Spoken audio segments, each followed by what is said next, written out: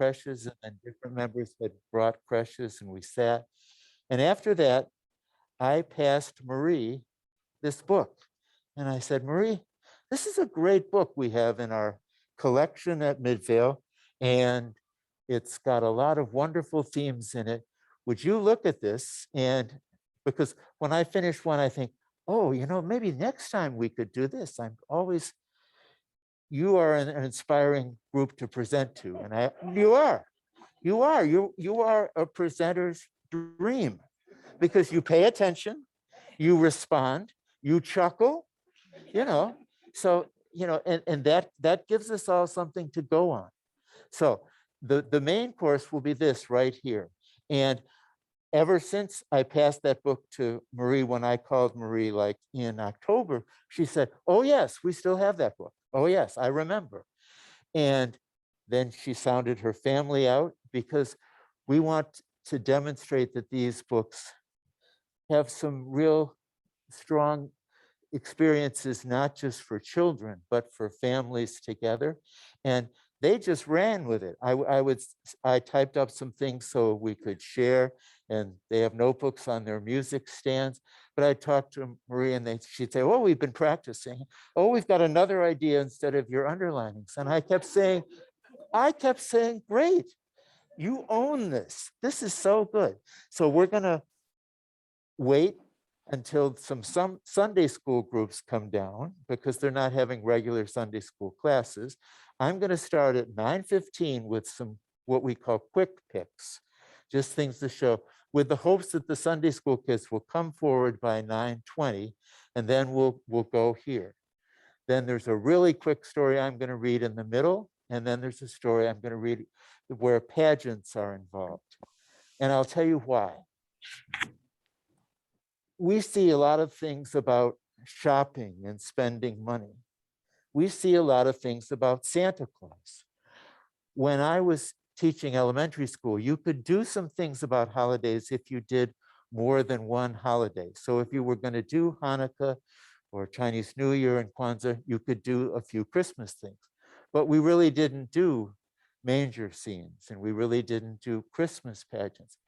We did Santa. So I know the names of all Santa's reindeer, and society keeps expanding all that. And we need to keep expanding all of this, because this is our heritage. This is wonderful. And we need to keep telling it to ourselves and to our families.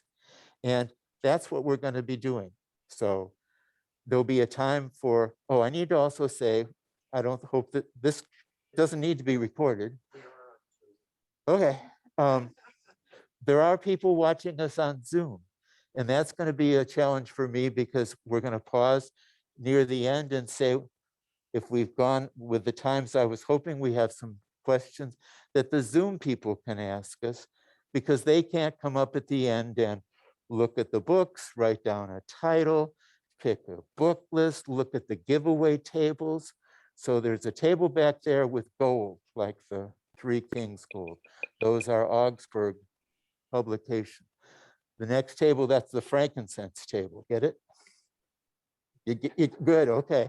There's some really great free books there. A Madison author, Jennifer Chiavarini, she wrote a book about Longfellow's poem about I heard the bells on Christmas Day. Those are great. We're just going to touch on those and give you a lot of options, because we want to just say there's so many routes you can go on to just keep exploring the story, our stories of Christmas. And that's what we want to do. So I'm going to wait a couple. We're going to have some more people come. Yes, sir. Okay. Anne. Anne, on Zoom, would you raise your hand if the audio is coming through and you can hear? Yes, it's good. That's good. Good. We have a lot of helpers today. Ed, I haven't even really met you, but you're a helper with a microphone. Sandy Stallings is here. We're going to be starting. Keep coming in. We're going to save this section for parents and maybe kids sitting on their laps. maybe kids sitting here on the floor. These are all good. So actually, I'm going to keep talking right up to the start times. Who knew? Okay. Most of all, thank you. David Braunschweig was here 2 days ago, helping us really scope out the microphones. Here's what I'd like you to do. If you have trouble hearing, put your hand behind your ear, and I call this the white-tailed deer pose. White-tailed deers hear really well. Do you know why? Because they have big ears to collect the sound. If you're having a little trouble, we don't want you to miss the things. This is a rich story. Put your hand up. We'll know that maybe they need to be a little louder, or we'll know that we want to coach them to speak up a little bit more, because we want you to hear these stories. So just remember that. We want you to hear. We want you to be able to see, because these are illustrated stories, so there'll be visual images. Thank you for being here. I love planning. I love thinking about which one will we use and things like that, but there's nothing that compares to when you show up and you engage. And I call this showing up. This is a really good turnout, right, David? Thank you. Nels, right? Okay. When they asked us about doing this, I didn't even hesitate. Did I, Carolyn? No, I didn't hesitate. They said, will you do an adult forum? I said, tell me the date.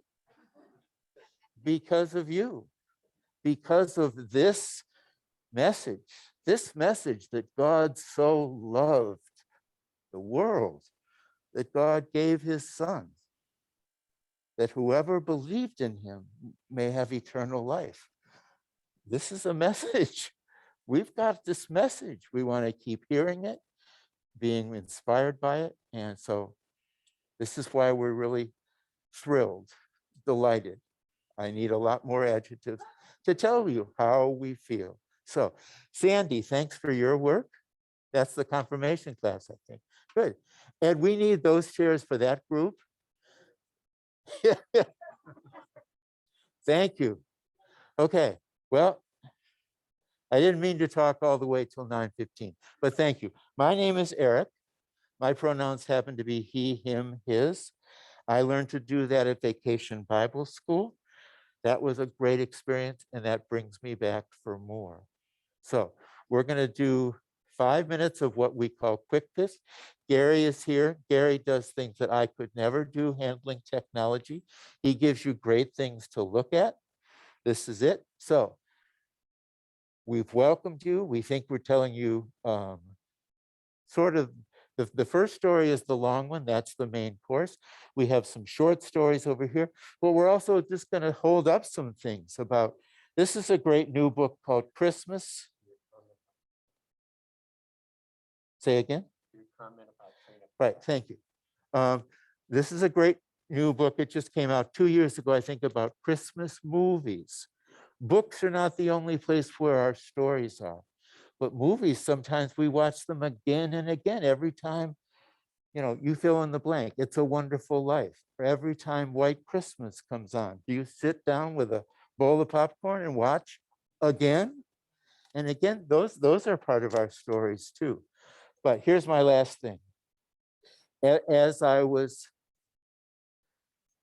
reading a lot of things to prepare, I saw this scripture quote, and it comes from Proverbs.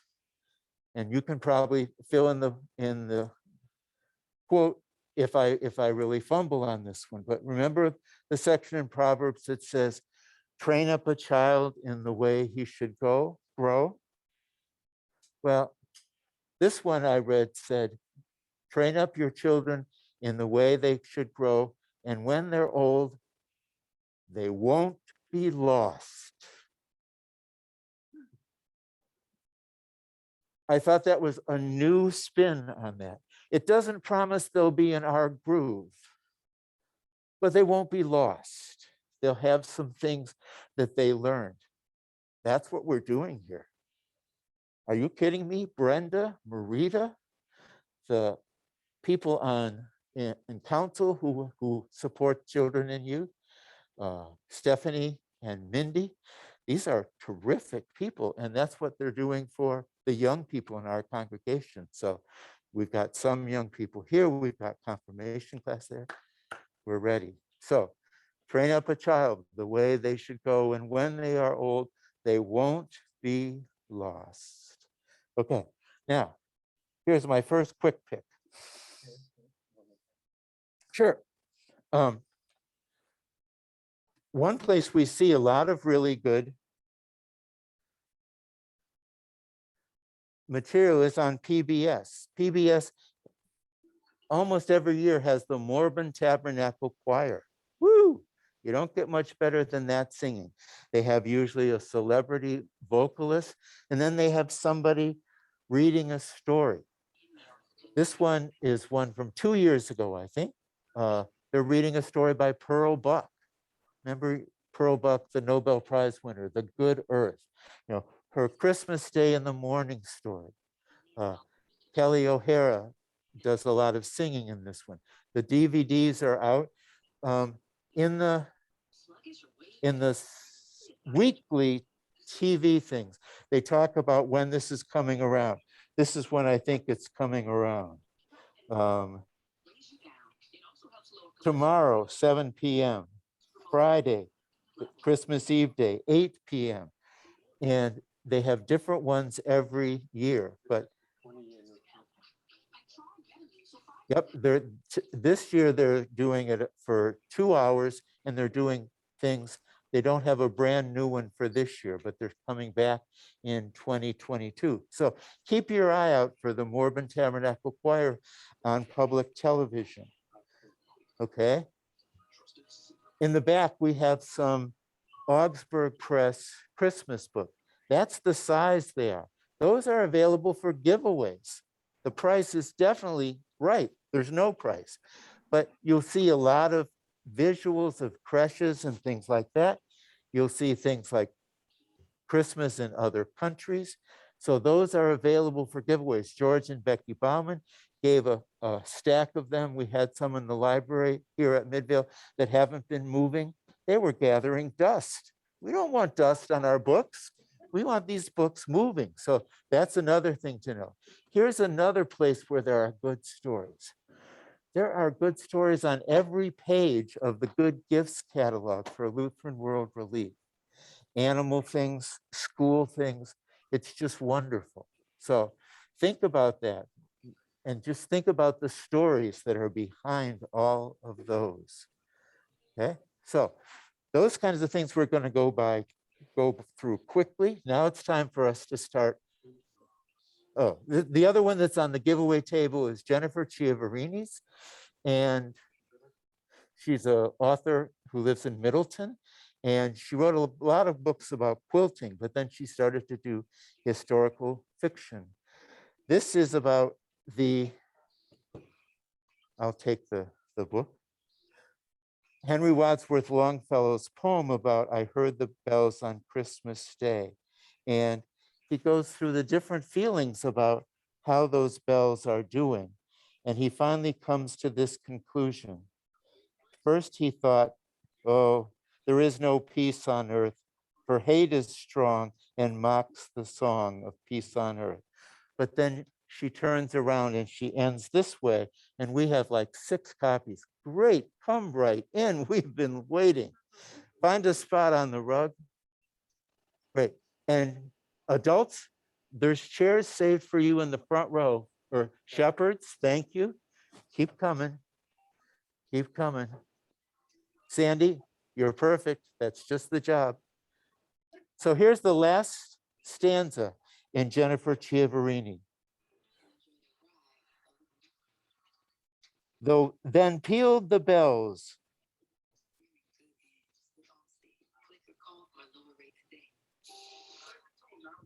Then pealed the bells, both loud and deep.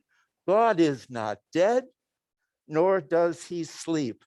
The wrong shall fail, the right prevail, with peace on earth, goodwill to all. So those copies are back there. I think there are 6. If you have a book group or you want to take one for yourself or pass one on, here we go. Thank you. Gary, you're ready. This is The Christmas Miracle of Jonathan Toomey. It's written by Susan Wojciechowski and it's illustrated. Can you go back just to the cover for one more minute? Because I'm away from my lesson plan. PJ Lynch is the illustrator. And I'm going to tell you right off the bat, because this is called The Christmas Miracle of Jonathan Toomey, we know the ending. There's going to be a miraculous ending. I want you to be listening and see if you can see some things in the story that gave you a glimmer of what was going to be the ending, because that'll make you a really appreciative listener. I am so delighted that this family said yes, they would share this story with their voices. You're not going to see costuming. They're not going to be moving around, but their voices are going to take on these characters. And Marie's going to introduce our family. Thanks again for joining us. Here we go. Thank you. Thanks, Eric. Thanks for including us in sharing this Louder. story. Thank you for including us on sharing this beautiful story. I'm Marie Nording, and it's my family. It's my husband, Brad, my son, James, my son, Dane, my daughter, Ivory, and we're grateful to be here.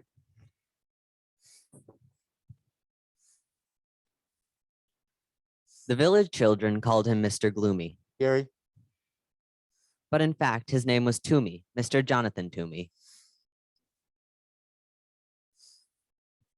And though it's not kind to call people names, this one fit quite well. For Jonathan Toomey seldom smiled and never laughed.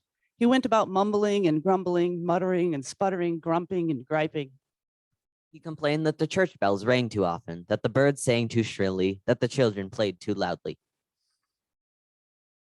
Mr. Toomey was a wood carver. Some said he was the best wood carver in the whole valley. He spent his days sitting at a workbench carving beautiful shapes from blocks of pine and hickory and chestnut wood. After supper, he sat in a straight-back chair near the fireplace, smoking his pipe and staring into the flames. Jonathan Toomey wasn't an old man, but if you saw him, you might think he was. The way he walked bent forward with his head down. You wouldn't notice his eyes, the clear blue of an August sky. And you wouldn't see the dimple on his chin, since his face was mostly hidden under a shaggy, untrimmed beard, speckled with sawdust and wood shavings, and depending on what he ate that day, with crumbs or of bread, or a bit of potato or dried gravy. The village people didn't know it, but there was a reason for his gloom, a reason for his grumbling, a reason why he walked hunched over, as if carrying a great weight on his shoulders. Some years earlier, when Jonathan Toomey was young and full of life and full of love, his wife and baby had become very sick. And because those were the days before hospitals and medicines and skilled doctors, his wife and baby died 3 days apart from each other. So Jonathan Toomey had packed his belongings into a wagon and traveled till his tears stopped. He settled into a tiny house at the edge of a village to do his wood carving.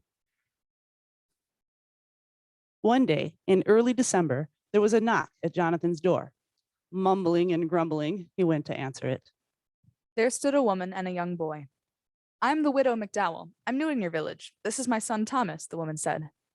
"I'm 7 and I know how to whistle," said Thomas. "Whistling is pish-posh," said the woodcarver gruffly. "I need something carved," said the woman, and she told Jonathan about a very special set of Christmas figures her grandfather had carved for her when she was a girl. "After I moved here, I discovered that they were lost," she explained. "I had hoped that by some miracle I would find them again, but it hasn't happened." "There are no such things as miracles," the woodcarver told her. "Now, could you describe the figures for me?" "There were sheep," she told him. "2 of them with curly wool," added Thomas. "Yes, 2, said the widow, "and a cow, an angel, Mary, Joseph, the baby Jesus, and the wise men." "3 of them," added Thomas. "Will you take the job?" asked the widow McDowell. "I will. "I'm grateful. How soon can you have them ready?" They will be ready when they are ready," he said. "But I must have them by Christmas. They mean very much to me. I can't remember a Christmas without them." "Christmas is pish-posh," said Jonathan gruffly, and he shut the door. The following week, there was a knock at the woodcarver's door. Muttering and spluttering, he went to answer it. There stood the widow McDowell and Thomas. "Excuse me," said the widow. but Thomas has been begging to come and watch you work. He says he wants to be a woodcarver when he grows up and would like to watch you since you are the best in the valley. I'll be quiet. You won't even know I'm here. Please, please, piped in Thomas. With a grumble, the woodcarver stepped aside to let them in. He pointed to a stool near his workbench. No talking, no jiggling, no noise, he ordered Thomas. The widow McDowell handed Mr. Toomey a warm loaf of cornbread as a token of thanks. Then she took out her knitting and sat down in a rocking chair at the far corner of the cottage. Not there, bellowed the woodcarver. No one sits in that chair. So she moved to the straight back chair by the fire. Thomas sat very still. Once, when he needed to sneeze, he pressed a finger under his nose to hold it back. Once, when he wanted desperately to scratch his leg, he counted to 20 to keep his mind off the itch. After a long time, Thomas cleared his throat and whispered, "Mr. Toomey, may I ask a question?" The woodcarver glared at Thomas, then shrugged his shoulders and grunted. Thomas decided it meant yes, so he went on. "Is that my sheep you're carving?" The woodcarver nodded and grunted again. After another very long time, Thomas whispered, "Mr. Toomey, excuse me, but you're carving my sheep wrong." The widow McDowell's knitting needles stopped clicking. Jonathan Toomey's knife stopped carving. Thomas went on. "It's a beautiful sheep, nice and curly, but my sheep looked happy." That's pish posh, said Mr. Toomey. Sheep are sheep. They cannot look happy. "Mine did," answered Thomas. "They knew they were with the baby Jesus, so they were happy." After that, Thomas was quiet for the rest of the afternoon. When the church bells chimed 6 o'clock, Mr. Toomey grumbled under his breath about the awful noise. The widow McDowell said it was time to leave. Thomas sneezed 3 times, then thanked the woodcarver for allowing him to watch. That evening, after a supper of cornbread and boiled potatoes, the woodcarver sat down at his bench. He picked up his knife. He picked up the sheep. He worked until his eyelids drooped shut. A few days later, there was a knock at the woodcarver's door. Griping and grumbling, he went to answer it. There stood the widow and her son.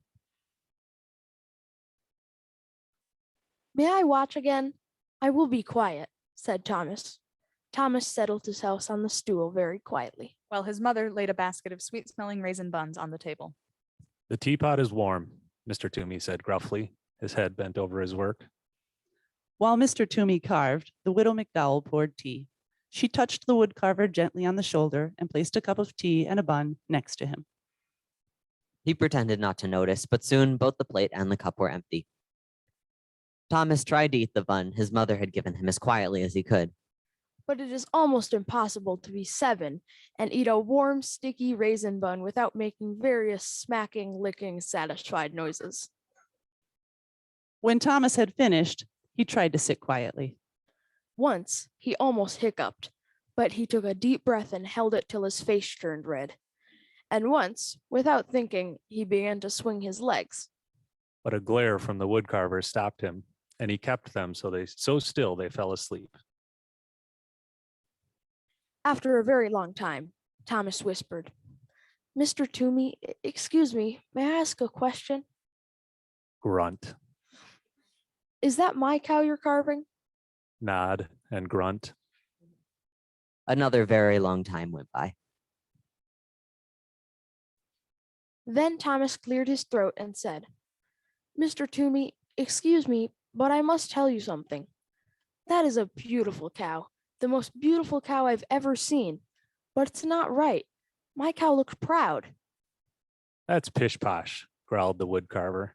Cows are cows. They cannot look proud. "My cow did. It knew that Jesus chose to be born in its barn, so it was proud." Thomas was quiet for the rest of the afternoon. The only sounds that could be heard were the scraping of the carving knife, the humming of the widow McDowell, and the click-clack of her knitting needles. When the church bells chimed 6 o'clock, Mr. Toomey muttered under his breath about the noise. The widow McDowell said it was time to leave. Thomas shook first one leg, then the other. He thanked the woodcarver for allowing him to watch. That evening, after a supper of boiled potatoes and raisin buns, the The woodcarver sat down at his bench. He picked up his carving knife. He picked up the cow. He worked until his eyelids drooped shut. A few days later, there was a knock on the woodcarver's door. He smoothed down his hair as he went to answer it. At the door were the widow and her son. May I watch again? Asked Thomas. As Mrs. McDowell warmed the tea and put a plate of fresh molasses cookies on the workbench, Thomas watched the woodcarver work on the figure of an angel. After a very long time, Thomas spoke. Mr. Toomey, excuse me, is that my angel you're carving? Yes. And would you do me the favor of telling me exactly what I'm doing wrong? Well, my angel looked like one of God's most important angels because it was sent to baby Jesus. And just how does one make an angel look important? Asked the woodcarver. You'll be able to do it, said Thomas. You are the best woodcarver in the valley. After another very long time, Thomas spoke. Mr. Toomey, excuse me, may I ask a question? Do you ever stop talking? Asked the woodcarver. My mother says I don't. She says I could learn about the virtue of silence from you. Under his beard, the woodcarver's face turned pink. the widow McDowell's face turned as red as the scarf she was knitting. Well, speak up. What is your question? Will you teach me how to carve? I am a very busy man, grumbled the woodcarver, but he put down the important angel. You will carve a bird. A robin, I hope, said Thomas. I like robins. With a piece of charcoal, the woodcarver sketched a robin on a piece of brown paper. He handed Thomas a small block of pine and a knife. He showed him how to lop the corners from a block and slowly smooth the edges of the wood into curves. Thomas copied the woodcarver's strokes, head bent, tongue working from side to side of his lower lip as he concentrated. When the church bells chimed 6 o'clock, Jonathan Toomey was holding Thomas's hand in his, guiding the knife along the edge of a wing. He didn't hear them ringing. The widow McDowell said it was time to leave. Thomas brushed wood shavings from his shirt. Then he reached out and brushed 2 especially large pieces of wood shaving from Jonathan Toomey's beard. He thanked the woodcarver for teaching him how to carve. Later, after a supper of boiled potatoes and molasses cookies, Jonathan Toomey went to his workbench. He thought for a long time. He sketched drawing after drawing. Finally, he picked up his carving knife. He picked up the angel. He carved until his eyelids drooped shut. A few days later, there was a knock on the woodcarver's door. Mr. Toomey jumped up to answer it. There stood the widow McDowell with a bouquet of pine boughs and holly sprigs dotted with berries. And there stood Thomas, clutching his partly carved robin. While Thomas and Mr. Toomey carved, Mrs. McDowell put the bouquet in a jar of water. She scrubbed Mr. Toomey's kitchen table and set the jar in the center on a pretty cloth embroidered with lilies of the valley and daisies, which she found in a drawer below the cupboard. Next time, I will carve the wise men and Joseph, the woodcarver said to Thomas. Perhaps before I begin, you will tell me about all the mistakes I am going to make. Well, said Thomas, my wise men were wearing their most wonderful robes because they were going to visit Jesus. And my Joseph was leaning over baby Jesus like he was protecting him. He looked very serious. It wasn't until the church bells had chimed and the widow and her son were preparing to go that Mr. Toomey saw the jar of pine boughs and the scrubbed table and the cloth embroidered with lilies of the valley and daisies. I found the cloth in a drawer. I thought it would look pretty on the table, the widow McDowell said, smiling. Never open that drawer, the woodcarver said harshly. When the two had left, Jonathan put the cloth away. That evening, after a supper of boiled potatoes, the woodcarver worked on Joseph and the wise men until his eyelids drooped shut. A few days later, there was a knock at the woodcarver's door. He dusted the crumbs from his beard and brushed the sawdust from his shirt. At the door were the widow McDowell and Thomas. All afternoon, Thomas watched the woodcarver work. When it was time to leave, Jonathan said to Thomas, I'm about to begin the last 2 figures, Mary and the baby. Can you tell me how your figures looked? They were the most special of all, said Thomas. Jesus was smiling and reaching up to his mother, and Mary looked like she loved him very much. Thank you, Thomas, said the woodcarver. Tomorrow is Christmas. Is there any chance the figures will be ready? The widow McDowell asked. They will be ready when they are ready. I understand, said the widow, and she handed Jonathan 2 packages. Merry Christmas, she said. Jonathan folded his arms across his chest. I want no presents, he said harshly. That is exactly why we are giving them, answered the widow. She put them down on the table and left. Jonathan sat down at the table. Slowly, he opened the first package. Inside was a red scarf, hand knit, warm and bright.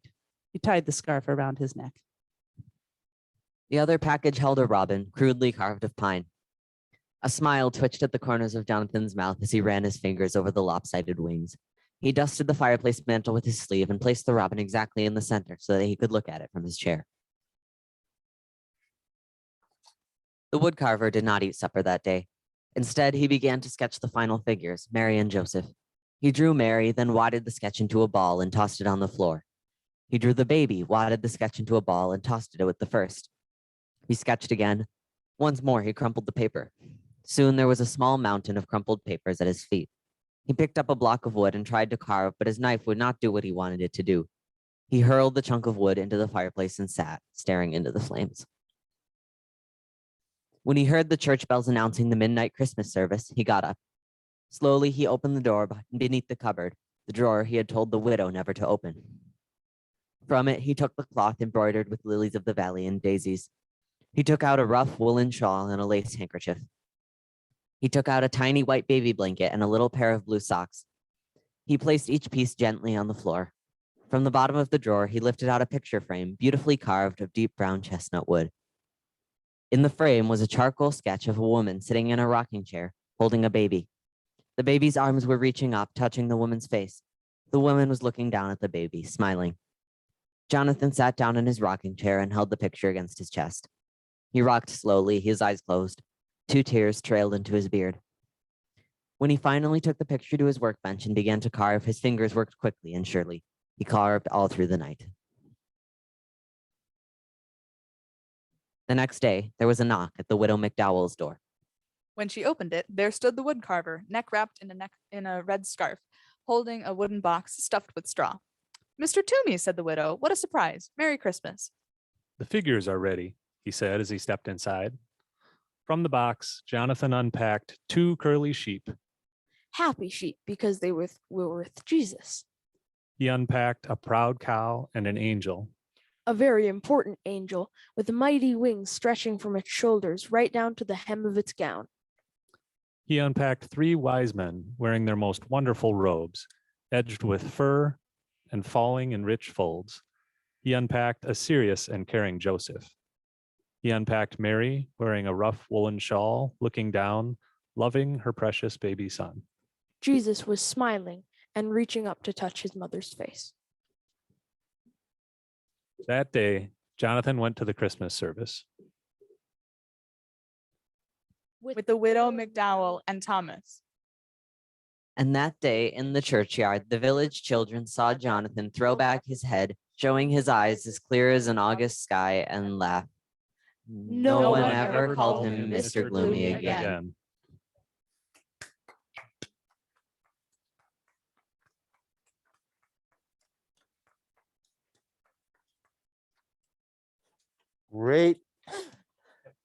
Great story and a great delivery from the Nording family. Thank you so much. So, okay. I need to step carefully around you and get to my lesson plan. Because when you make a plan, you're supposed to stick with your plan. Thank you. Wow. I could hear the chuckles. I could see people leaning to make sure they got their glimpses of the illustrations. Ed, could you get a microphone ready? We said we wanted to ask you maybe if 3 people would be willing to say, where was a spot you saw in that story that was a glimpse of the miracle that was slowly happening? So Ed's got a microphone. Anybody right over here? Susie? And then there's, good. Why don't we go to Susie and then Susie, the person right over there next to you? Okay. So, and we're not going to do more than 3, but we just want to show how responding is an important part of the story. Go ahead. The minute they showed up at his door. Yep. Showing up can bring on a miracle. Yep. Thanks. So what I saw was when they was like when they gave him the presents that showed that he was You know, he thank you for noticing details. Good thinkers sort of pick up on details. And I noticed as I read this multiple times and typed it, the sheep were happy, the shepherds were important, all those words are part of the story. So anybody want to be a closer on this one? Okay.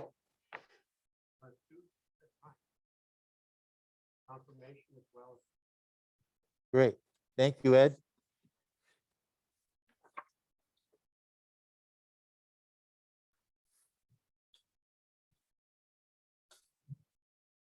When he started cleaning himself up a little bit, like before he went to answer the door each time, like brushing wood shavings out of his beard and stuff. Before he went to the door, he was brushing the wood shavings out of his beard. That was a sign.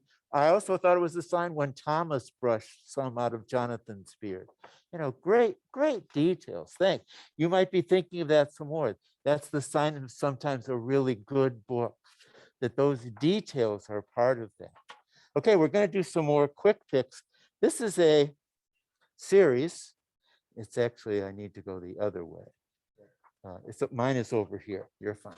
This is a series. They're called the Chicken Soup Books. And there's two in the things that Gary's holding up. The one on the right is one, I think, from 2010. When Gary was chaplain, we did some things out of this one. This is the brand new one. Almost every year they come out with one. And there's like 101 stories. So I compare this to a Whitman sampler box. In Whitman sampler, it's a variety of stuff. They have to sometimes draw a little chart to show you what's in there so you don't use your thumb and squeeze it open. But I'm going to read one to you. And this makes me think of the young people at Midvale. And it's 2 pages. So there's no illustrations, but it's called What Really Matters. In her 8 short years, my daughter had attended 3 different schools in as many countries. We had transferred to Maryland with our government careers, and she and her brothers were thrilled at the prospect of putting down roots for a little while in one place. We chose a small suburban community outside of Washington, D.C., settled in. The parish we chose for worship was warm and felt like home. Every Christmas, the older elementary school students, the 6th graders, presented a Christmas pageant complete with angels, shepherds, wise men, the innkeeper, Mary and Joseph, and a real baby volunteered for stardom by one of the trusting parents' families. For 3 years, the nun, who was the parish education director, promised Jessica that she would make a fine Mary if she took her classes seriously and tried to be a role model to other students. The long-awaited cherished presentation that honored the meaning of Christmas. Sister Margie asked me if she might speak to me one evening after religion classes, amid the excitement of the upcoming spectacle and the measuring of all 6th graders for some role somewhere in the pageant. I detected a note of concern and panic in the sister's voice. I was not the only one to notice, and while Sister pulled me aside in the church vestibule, any number of other teachers, parents, and students suddenly got quiet in the hope of hearing what would possibly be so important. Sister spoke in her lowest whisper that she was very worried about the fact that Jessica had grown into a lovely yet tall young girl, and in fact now towered 6 inches over the boy who had equally had his heart set on being Joseph. Mary, she whispered, must carry the baby Jesus on one arm and take Joseph's elbow for support as they walk the length of the aisle and make their entrance, accompanied by the choir of angels. I just don't know how it will look with her being so much taller than he. With this, she cast a troubled look at me. I joined in her panic and tried not to look at my daughter, who was now obviously focused on us. I explained to her that I feared the heart-wrenching anguish of my daughter, who might now be denied her honored debut after anticipating it for 3 years. Okay, get ready. Jessica bravely approached us and swallowed hard. She had heard every word of this secret meeting. She addressed the dilemma head on. "Excuse me, sister," she sweetly said. "If it didn't make any difference to Joseph, if Mary was pregnant when he married her, do you think it mattered to him if she was taller than him?"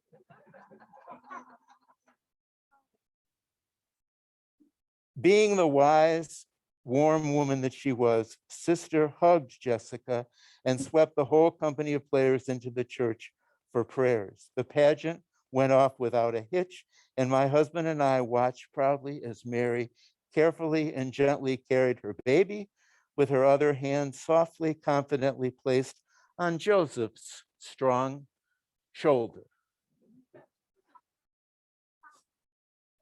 Children who grow up in our congregations have a chance to really engage with these stories over time and develop some real insight. That was an example. And this is a material that's called Chicken Soup for the Soul. Okay, now we're going to go to Christmas movies. Okay. There's a little, oh yeah, I knew I was on the right track. This was November 21st, 2021. There we are with a holiday guide with some movies. So we can feel proud of the Christmas movies we watch if we're kind of people who are movie people. So there's one. Gary, can you just, you start with the red one? These are arranged in chronological order. Here's A Wonderful Life. They have sort of films, snapshots from the film. They have the cast lists of James Stewart is playing George Bailey, and then they have lots of pictures. So Gary, keep flipping. Some of the serious parts, keep going. Some of the famous parts.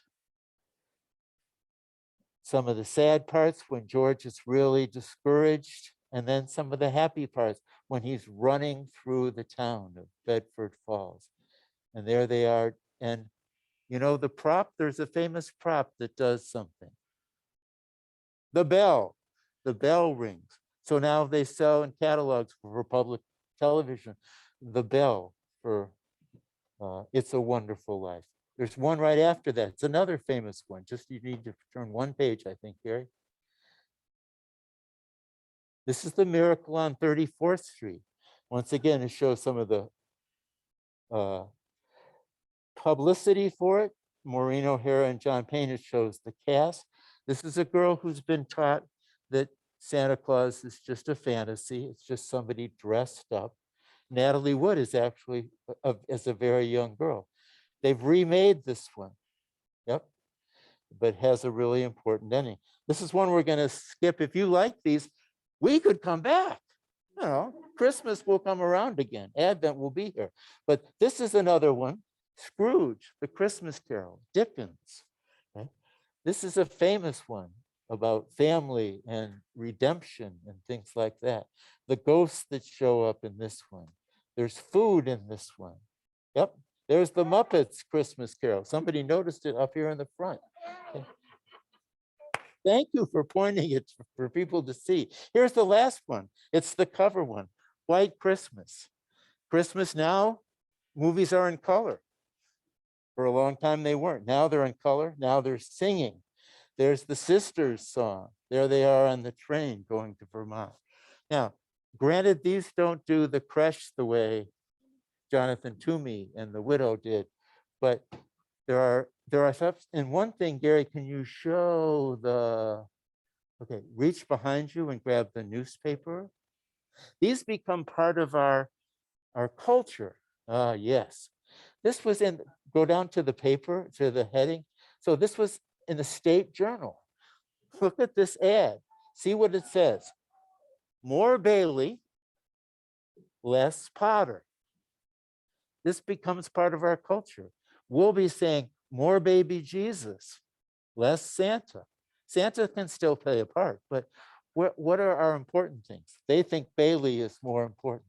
This is a list, if you like, getting your things out of the newspaper. You'll find that now they've taken O. Henry's famous short story about the gift of the Magi, about the newlyweds, and they didn't have much money, and they did something really significant.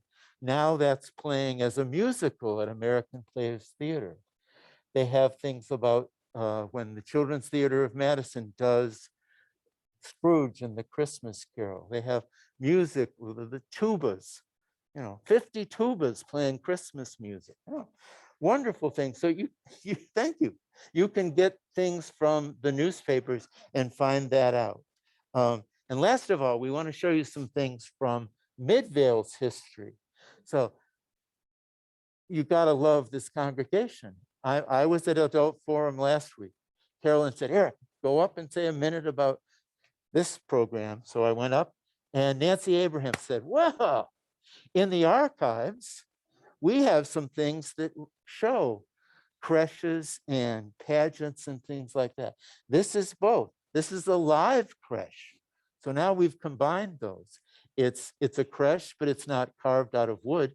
It's people dressed up. This is the 1950s. These people are up on the roof. Yeah, up on the roof. 1959. So they were up there. Yep, yep. Now, for a while they had statues. These were statues that Kroger gave them money. Here's a man refurbishing and cleaning the statues. So we're still in the 1950s. I think we're in the 1960s. What's the date say on the bottom of that, Gary? 80s? This one is 1986. Okay. Now, you're gonna find some familiar names here. Somebody helped make this stable. There's an angel climbed up on the roof. There's another one that was built by, let me think a minute. Schultz for a baby Boy Scout project. Here's the same thing. And here's more. It says that this is Joseph. That's Dylan Abraham on the right. He's Joseph. And then Mary and her 19-month-old is an angel there. It says they're hoping to have live animals the next time. Can you hand me the flyer? That's the one I'll take. Okay. This is from the Live Nativity 2013, and it talks about nativities through the year. Listen to what they say. Here are the purposes, the importance of the live nativities, in remembrance of God's gift of Jesus, our gift to the wider community, and our gift to one another at Midvale. Wow, that's really good. But I don't know if, maybe I'll just talk to you guys and tell you this. They did have a problem, and you know what happens? Some part of the pageant ran away. Yeah, I'll give you a clue. It wasn't a person. Animals. What animals could be in the pageant?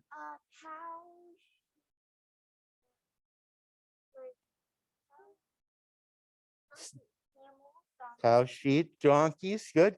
And I thought I heard camel, good. The fastest one would probably be the one you said second. Sheep. The sheep ran away, and the middle schoolers had to chase the sheep and grab them and bring them back. That would have been a fun thing for me to make up, but it's really true. It's see, thank you.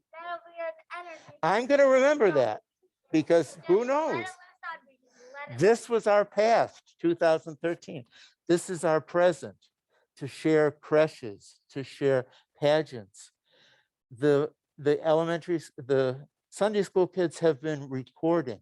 Next Saturday, it's for us to see, starting at 3. Is that right? Thank you. 3. And it does not disappoint. I'll tell you, they really come through on this. So think about that. And then there's some time next Sunday at this time on the 19th to browse around in the education wing upstairs. Yes? Yep. These are the people who really know. So that's great. Okay. All right. We have a time for one more story, and then we're going to see if there are any questions from our fellow members who are Zooming alongside this group. Okay. If we only had this group, I would consider this a wonderful thing, but we have this group plus Zoom. I tried to ask Pam in the office about, oh, could you tell me how many people are signed up for Zoom? She said, well, we just build the Zoom list as we go and we just keep adding to it. Now there's 72 people on the Zoom list. That doesn't mean they're all tuned in today, but I thought, okay, I can't keep 72 in my head. So Nels is going to be ready with this, but we've got our last story and the card, is there a card on top? No, a Christmas card right there. This story is called Danny and the Three Kings. It's written by a really famous author named Susan Cooper. It's like when some of the best artists paint the Madonna and Child. And this is Danny, and it's illustrated by a man named Joseph A. Smith. This is a 10-minute story, and it's the last one we're going to read, and then we might have some Zooming questions.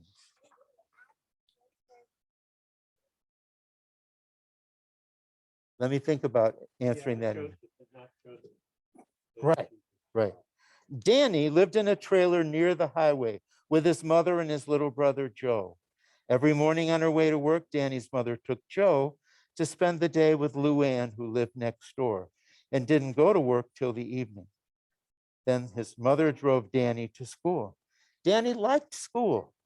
Christmas was only a few days off, and in the school lobby, there was a big Christmas tree with lights shining in its branches. Danny wanted his mother to buy a little tree like that for the trailer for Joe to see. But his mother said she couldn't afford it. I bought presents for you both, honey, she said, but there's no money left for a tree. At school, Danny's class was rehearsing a play about the first Christmas when the baby Jesus was born in a stable. Thank you. In the play, Danny was one of the three kings who brought presents of gold and spices to the baby. His friend Steve played a shepherd who brought the baby a lamb.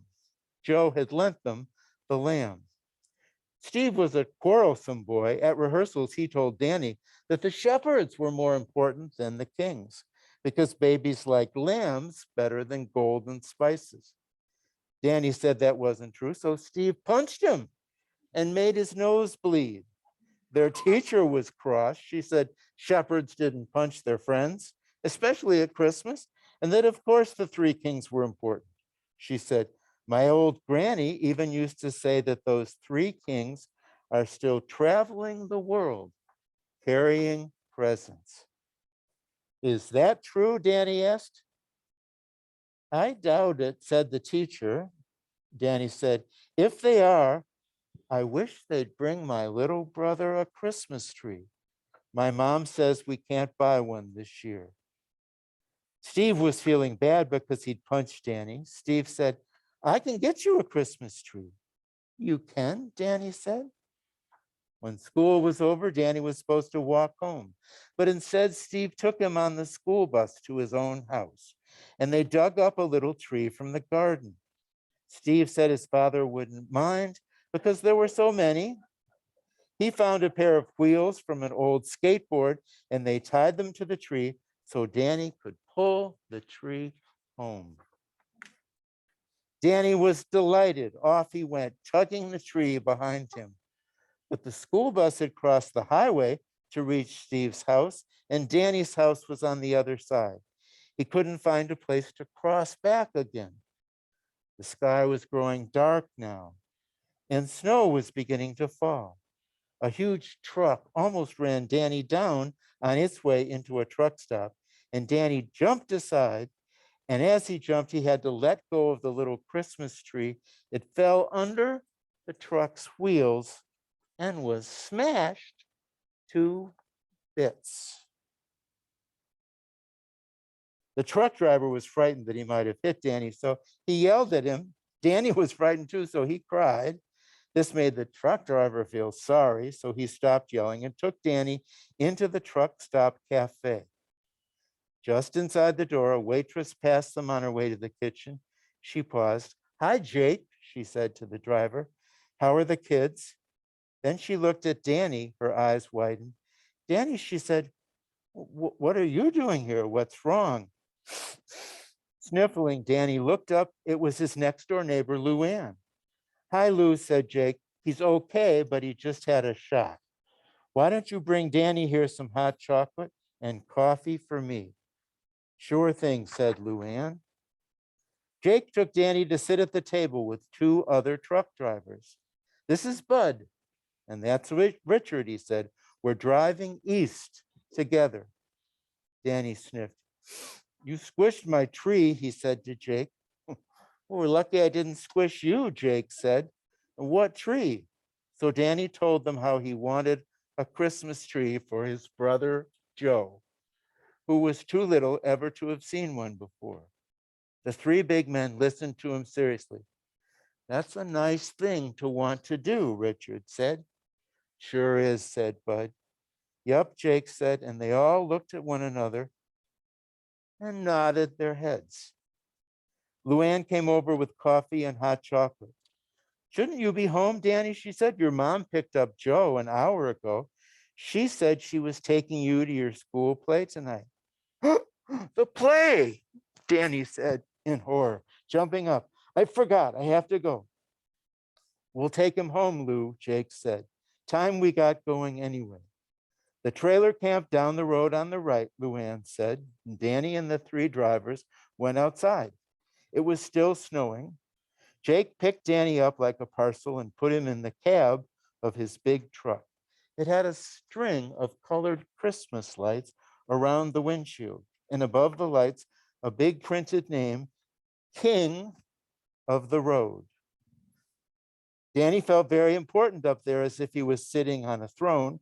They drove to the trailer camp, and behind them came Bud's truck and then Richard's, each with a string of colored lights around the windshield and the same name, King of the Road, King of the Road. Danny's mother was cross with him because she'd been worried, but Jake explained, and then he gave them all a ride to Danny's school. Bud and Richard drove their trucks in line behind them. Little Joe was very proud to be riding up in the cab of the huge truck. Joe looked out at the dark sky at a light twinkling through a break in the clouds. "Look at that big star," he said. "Well, that's not a star, it's a planet," said Danny. "We did it in school. It's Venus." "It's a star," said little Joe. Jake dropped them off at Danny's school. "Okay, Danny," he said, "you be a good king now." "Come watch our play," said Danny. Jake smiled but shook his head. "Gotta go," he said. "We're traveling east." And the three big trucks drove off in a row down the road toward the star that shone brighter than all the rest in the dark sky. Danny and his class acted their Christmas play for the audience of parents and families, and it was a big success. When everyone were clapping at the end, little Joe escaped from his mother's lap and ran down to the stage to smile up at his big brother. "Hi, Danny," he said. "Sit down, Joe," Danny hissed at him. "I'm not Danny, I'm one of the three kings." "Hi, Danny," said little Joe, beaming. When they came out of school, the snow was thick on the ground, but the sky had cleared. All the world was white under the moon and the bright eastern star. Danny's teacher drove them home and dropped them at the entrance to the trailer camp. Merry Christmas, she called as she drove away. Merry Christmas, Danny called, and then he burst into tears. Oh, Danny, honey, said his mother. She put down little Joe and he toddled off toward their trailer. She put her arms around Danny. Don't cry, you were so good in your play. I had a Christmas tree for Joe and I lost it, Danny wailed. He told her the story of the tree Steve had given him and how it had fallen under Jake's truck.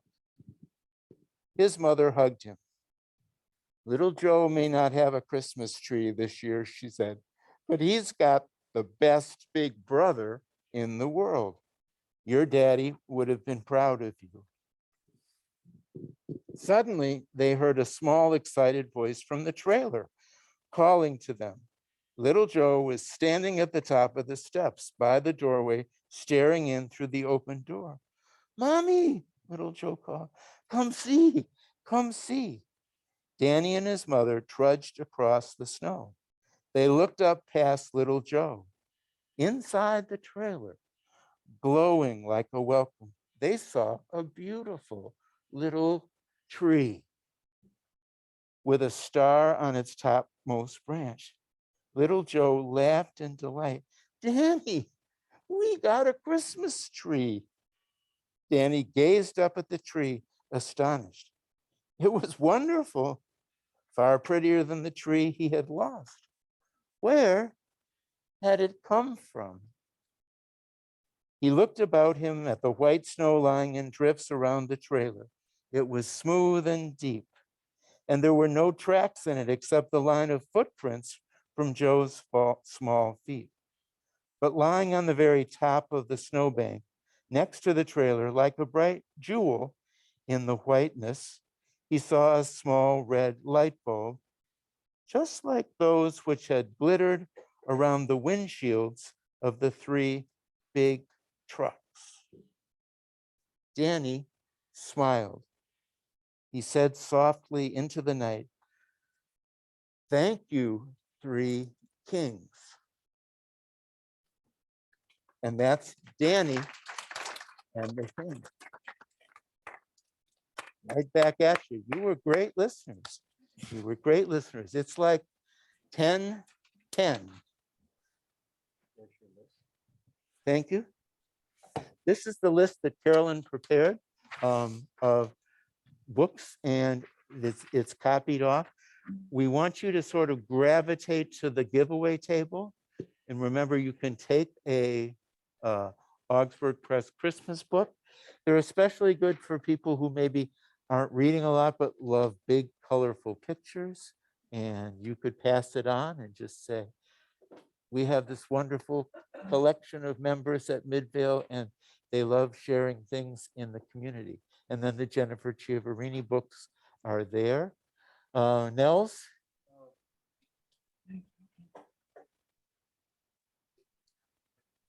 Great.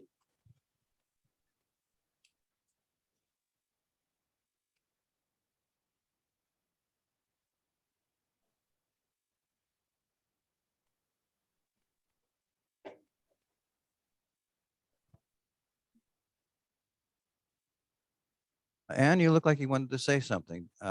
Did you want to say anything today? Not trying to Yeah, put you. yeah, I did. I just wanted to. Oh, I'm sorry, we can't hear you. Oh, okay. No. Okay. Nels, thanks for trying that. We're experiencing technical difficulties. You, But if anybody who is listening via the Zoom would like to put something into the chat, I can repeat those as well. So, but as a person watching this, gentlemen, I have to tell you, every year it's a treat. And it's a treat for multiple reasons, but part of it is watching the joy and the excitement of older kids and younger kids remembering and enjoying Christmas. And, thank you guys so much.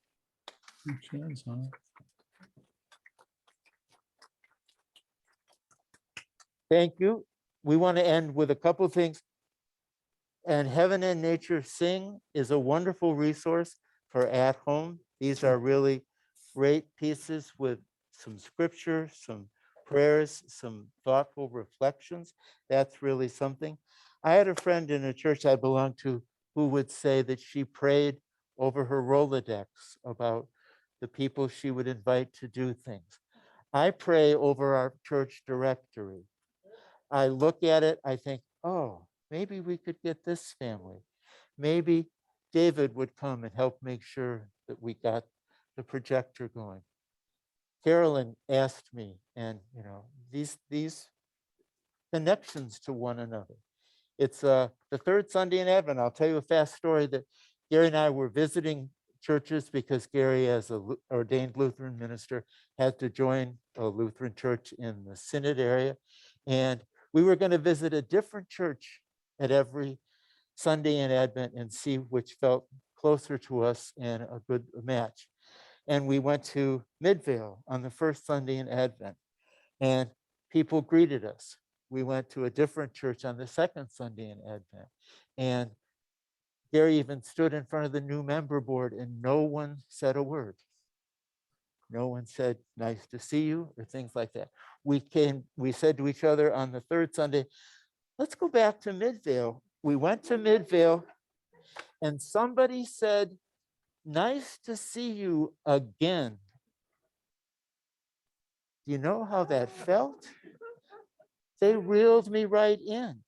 They said, we think we've got a new member. We joined a small group. I think, Gail, you were our small group leader. Georgia and Mike were there. Somebody said to me once, I didn't know what small groups were like until I joined the church. And I didn't know what the church was like until I joined a small group. But Gail, Mike and Georgia's, and then Georgia and Mike and I were small group leaders. Aren't we lucky? Don't we want to keep this going? Don't we want to keep telling our stories? Thank you for being here to be part of telling our stories. Again, I couldn't have asked for more from this group, this wonderful family. And here's part of our tradition of carving and things like that. Not only our Christmas stories, but wood carvings and creches and things like that. It's after 10:15. Yes, Carolyn.